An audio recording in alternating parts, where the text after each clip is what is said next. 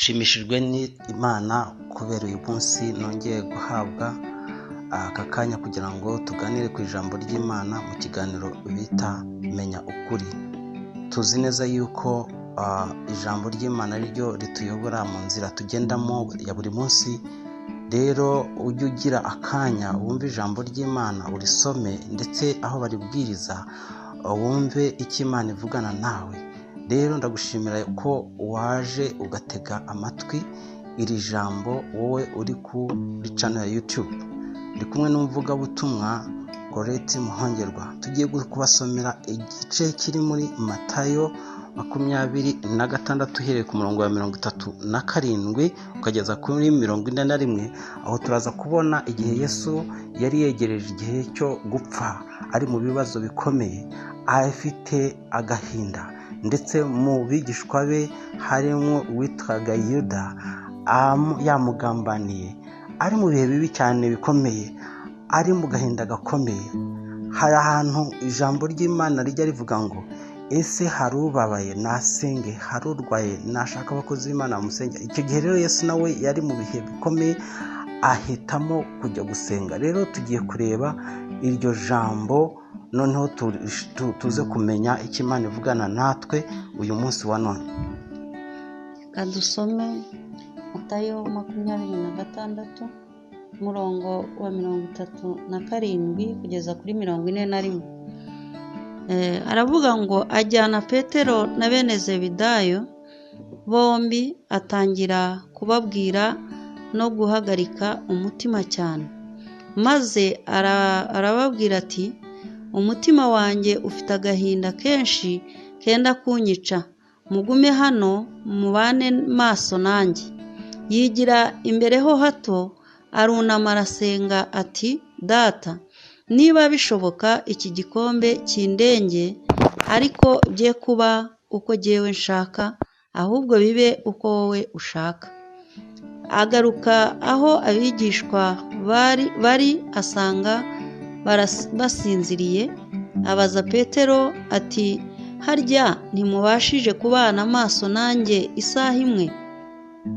Mube maso musenge, mutajya mu moshya. Umutima niwo ukunze, ariko umubiri ufite intege nke.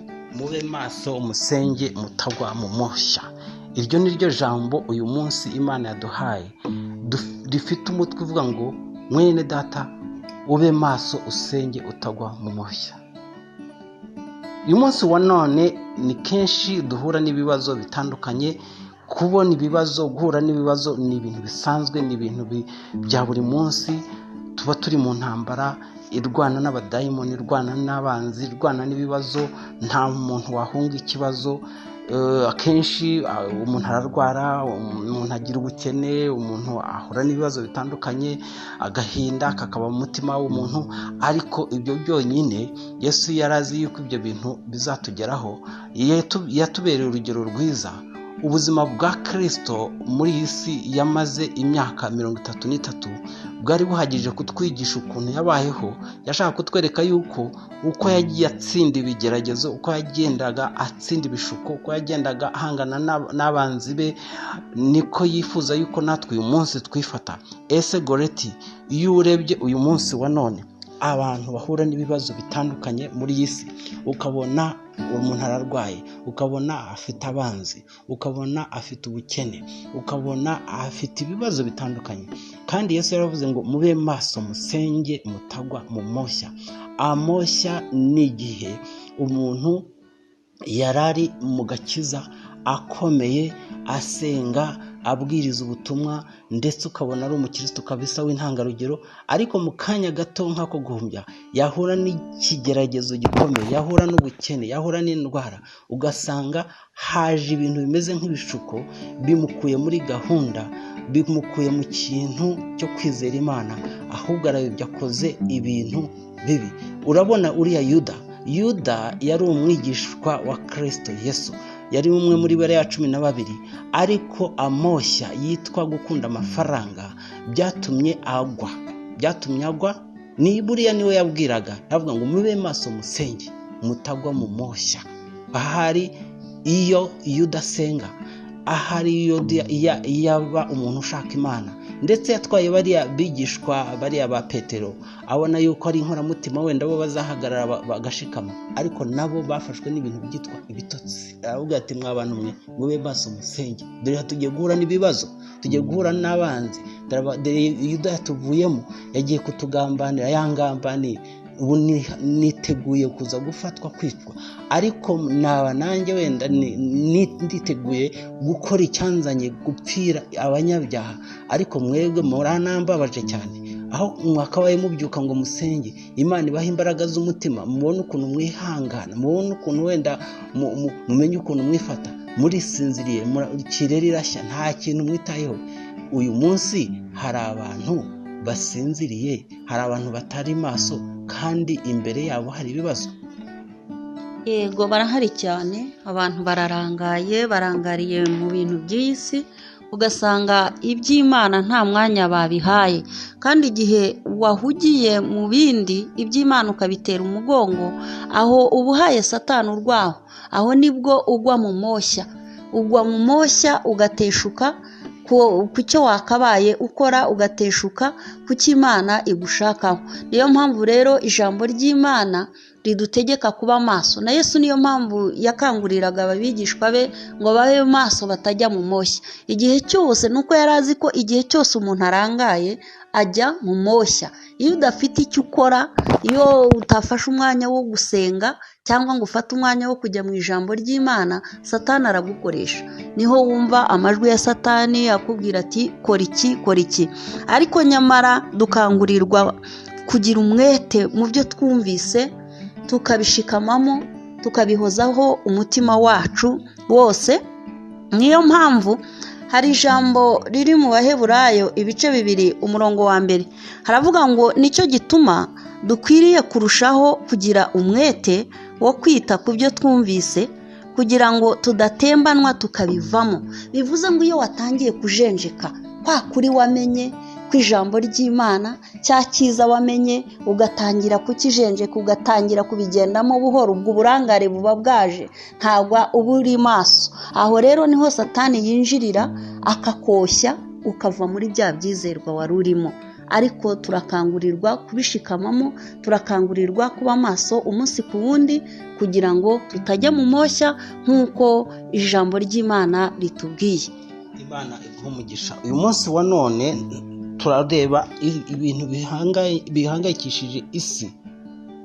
Ntabwo tuvuga amateka gusa ngo tuvuge ngo icyo gihe Yesu ngo bari bagiye kumwica, abwira intumwa ze ngo babe maso basenge. Ariko n'uyu munsi umwuka wariho icyo gihe watumaga abantu bandika ijambo ry'Imana, ni wo mu mwuka uriho n'uyu munsi uhumekerwa abakozi b'Imana nkatwe, kugira ngo turebe ibibazo biri kuri iyi si, tubwirize ubutumwa bujyanye n'ibibazo tugenda tureba, cyane cyane mu Rwanda. Niba hari ibibazo uyu munsi wa none, ugasanga abantu ingo zirasenyuka, abana babaye ibibazo, abana bataye amashuri kubera yuko batewe inda, abana barimo kunywa urumogi, ababyeyi batandukanye, ingo zasenyutse. Ese ibyo ngibyo tujya kubishakira mu mateka, n'uyu munsi turimo kubibona. Ni ikihe gisubizo rero? Igisubizo ni uko abantu bagarukira Imana. Igisubizo ni uko abantu bagize ingo, abantu bagize imiryango, umugore n'umugabo n'abana bafata igihe bagashaka Imana. Umugabo n'umugore mu ngo zabo bagafata igihe bahugutse bavuye mu mirimo, bagafata umwanya bagashaka Imana, bakiha iminsi, bakavuga bati iyi minsi 2-3 tugiye kujya imbere y'Imana, dusenge, dushake Imana. Imana ituyobora uko tuzayobora urugo rwacu, abana Imana ituyobora uko tuzabayobora, tubigishe imico myiza, ejo batazabibirara. Umugore amenye inshingano ze, umugabo amenye inshingano ze, bamenye ukuntu babana n'abaturanyi, bamenye ukuntu bagomba kubeshaho urugo rwabo, bamenye ukuntu bagomba kubana amahoro. Ibyo bintu rero iyo batabaye maso ngo bashake igihe, umugabo n'umugore n'abana bashaka igihe basenge, bagwa mu moshya. Ikibazo rero duhura nacyo mu miryango aho kibonekera, igihe abantu batafashe umwanya ngo basenge. Ushobora kuvuga uti rero abasenga ni babandi n'ubundi basengaga, ni babandi bakirijwe. nawe utaramenya Imana, nawe utarakizwa, ijambo nawe rirakureba. Fata icyemezo wakira umwami Yesu ukizwe, noneho winjire mu muryango w'abana b'Imana, noneho utangire nawe ujye usenga, utangire ufate umurongo wo gushaka Imana, kugira ngo ibi bibazo birimo gutera isi, ibyorezo birimo gutera isi, ibyaha birimo kumara abantu bitagushyikira. Ariko reba nka cya gihe cyo kwa Nowa, igihe umwuzure wazaga uje kurimbura abantu bari baranze Imana, bari barishoye mu byaha, umuryango umwe wo kwa Nowa niwo warokotse. Wasanga nawe mu gihe abantu barimo guhitanwa n'ibyaha, barimo guhitanwa n'ibintu biteye by'ubwoba, abantu barimo guhura n'ingaruka z'ibyaha byabo, wasanga ubirokotse kubera iki? Ko washatse Imana. Icyo gihe Nowa yabwirizaga abaturage bakavuga ati mwakwihannye ko Imana igiye kurimbura isi, bati ibyo ngibyo ntabwo twabikozwa, bakamuseka. Uyu munsi wa none ubutumwa burimo kuvugwa, abantu barigisha ku maradiyo, abandi barigisha mu nsengero, ariko ugasanga hari abantu babikerensa. Ese nta bantu bakerensa ijambo ry'Imana, nyamara iryo jambo ry'Imana ryo ryakabaye ribakiza? Yego, barahari barikerensa, ntibaryiteho, ntibariha agaciro, barikerensa kuko batazi akamaro karyo. Ariko umuntu wamenye agaciro cyangwa akamaro k'ijambo ry'Imana, uwo niwe urishikamamo akabasha kurigenderamo. Yaba abantu bose bamenyaga akamaro k'ijambo ry'Imana, buri ijambo ry'Imana ni indorerwamo umuntu wese yireberamo. Dushobora kubivuga bakavuga bati ibyo ni iby'abarokore, ni iby'abantu basenga, nyamara ijambo ry'Imana ni indorerwamo twireberamo no mu buzima bwa buri munsi. Ijambo ry'Imana rishobora kukuyobora, ukabasha kuyobora urugo rwawe, ukabasha guha umurongo mwiza umuryango ushinzwe nk'umugabo. Ijambo ry'Imana rishobora kukuyobora nk'umugore mu rugo, ukabasha kuzuza inshingano zawe. Buriya akenshi wavuze ku ngo zimwe zisenyuka cyangwa zidashobora gukora inshingano zazo, ugasanga abana babaye ibirara. Buriya baba bagize uburangare, ntabwo baba babaye maso ngo buri muntu abe maso mu nshingano ye, abashe gukora icyo ashinzwe. Iri jambo ry'Imana rero rifite ibintu byinshi, rikora ku mpande zose, haba ari no mu kazi ka buri munsi. Ijambo ry'Imana washoboye kuryishingikirizaho, rishobora kukuyobora ukabasha kuba umwizerwa mu byo ukora, ukabikora neza.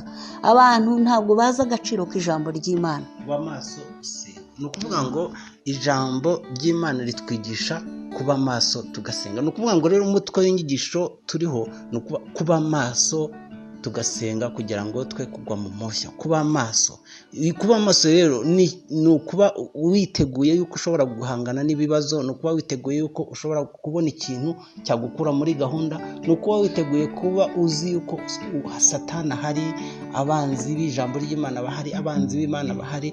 Ni ukuvuga ngo uba witeguye. Ni ukuvuga ngo Yesu nawe yari yiteguye pe, azi yuko abafarisayo, abasadukayo, babandi banga Imana, babandi bamwangaga, abamurwanyaga bashaka kumwica, yari abiteguye ko baza kuza kumwica. Wowe se witeguye kumva yuko ushobora guhangana n'ikibazo kikuri imbere? Witeguye se kumva yuko ushobora guhangana n'ubukene bukugarije? Witeguye se guhangana n'ibyo bibazo bikuri imbere? Iyo ndwara witeguye kuvuga uti ngiye gusenga izakire?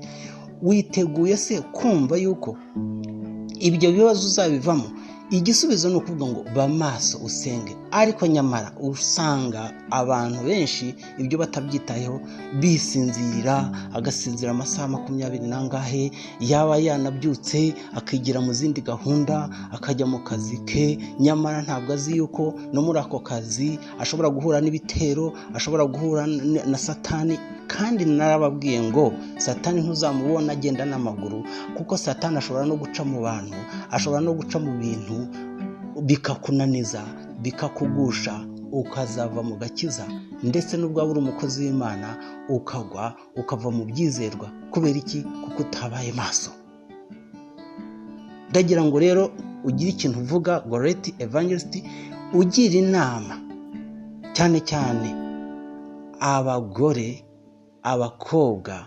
Nanjye ndaza kugira inama n'abandi numva Imana iza kunyobora cyane cyane abubatse ingo, abo bakobwa, kugira ngo batangire bajye baba maso basenge kugira ngo batagwa mu moshya. Amoshya ni ikintu cyiza kiyoberanyije gisa nkaho ari cyiza, nyamara gifunitsemo uburozi, gifunitsemo inzira yo kukuroha.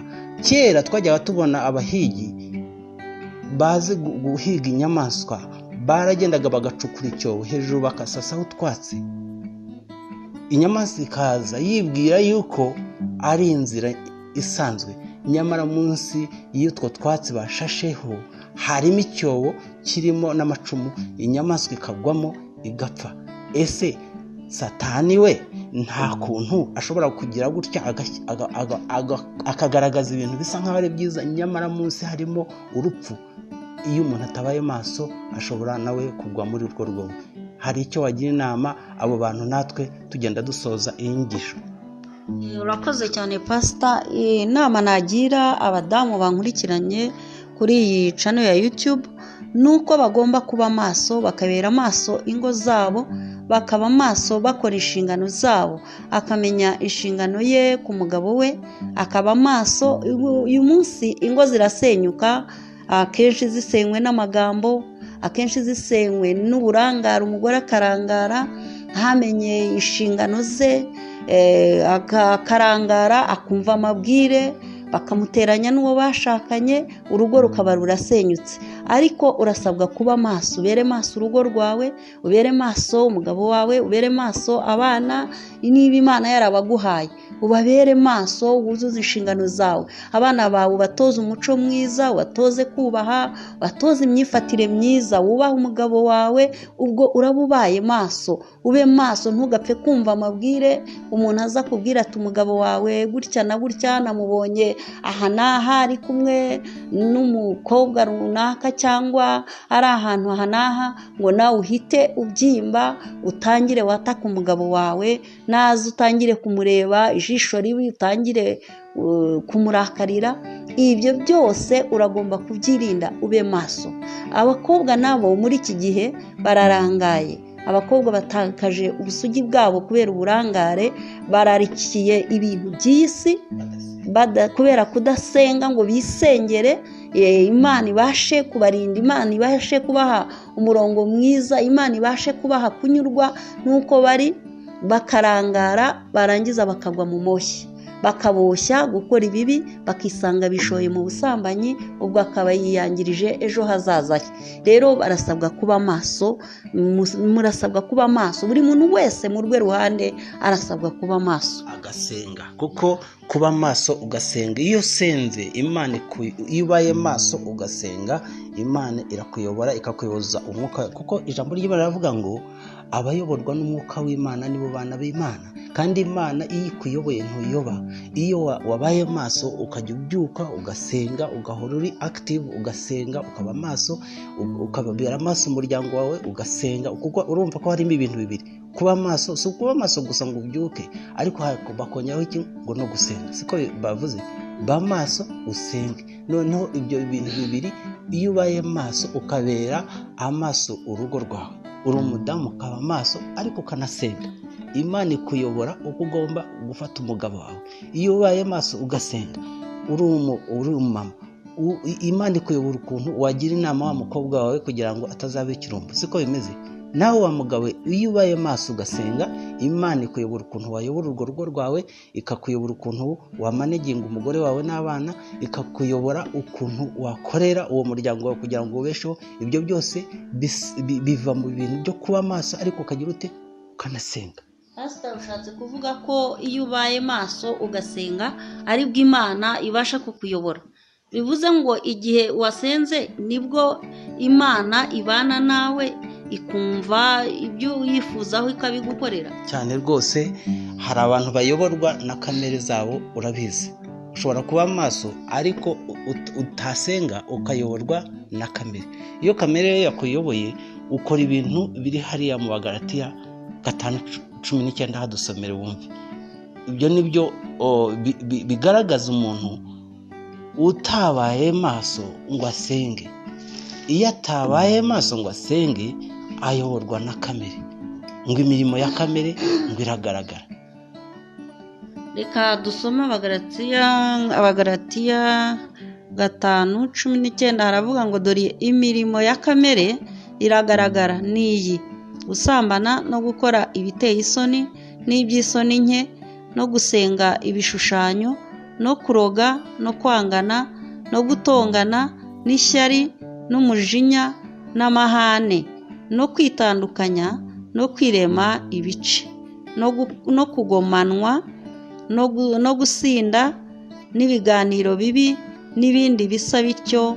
Ndababwira hakiri kare nk'uko nababwiye kera, yuko abakora ibisa bityo batazaragwa ubwami bw'Imana. Noneho ingero usome hepfo gato uraza kureba nanone umuntu wabaye maso agasenga agenda yera imbuto z'umwuka.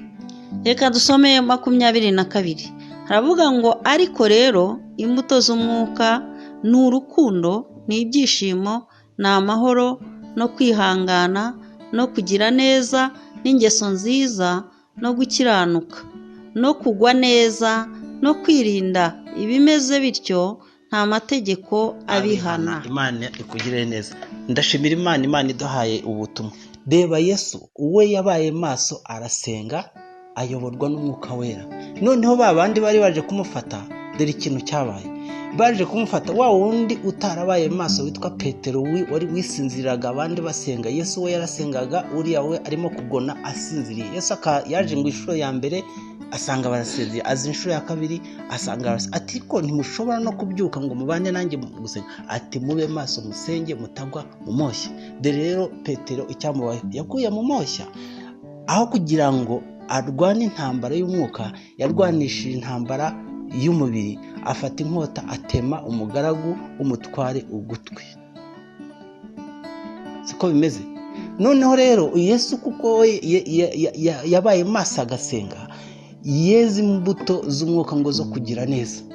Atoragura kwa gutwi batemye, arongera gutera kuri wa muntu. Tekereza, umwanzi akugiriye nabi, wowe umugiriye neza. Umugiriye neza, wowe uramukijije.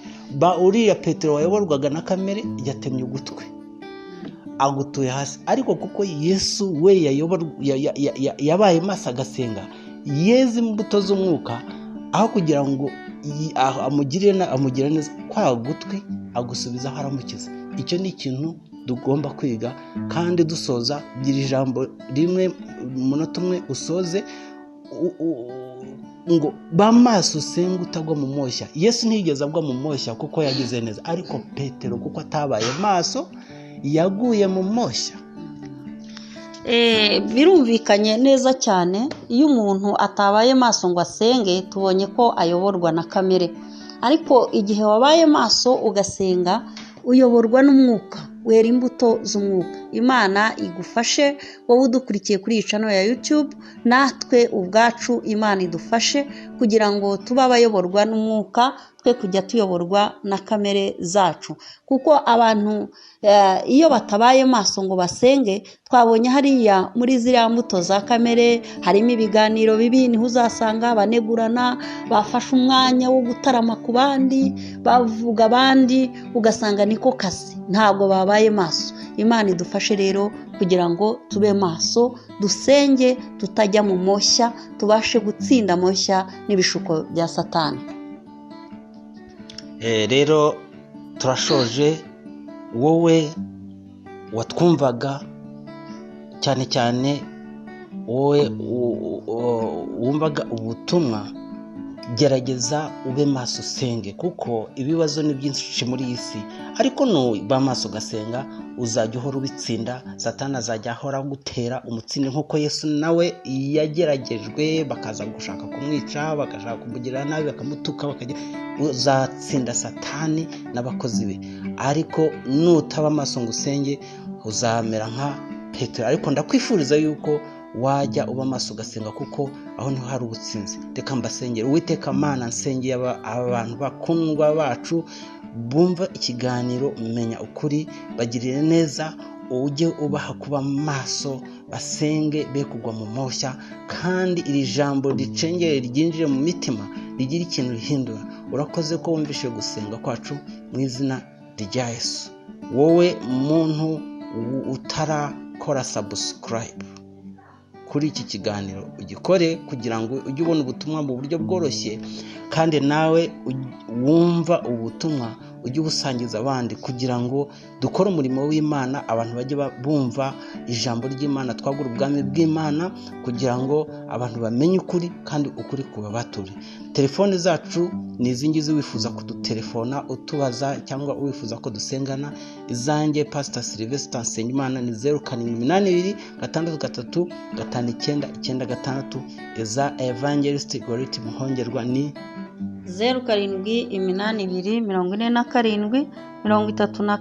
0787324245. Mugira amahoro y'Uwiteka. Shalom. Imana ibane namwe, turabakunda mu izina rya Yesu.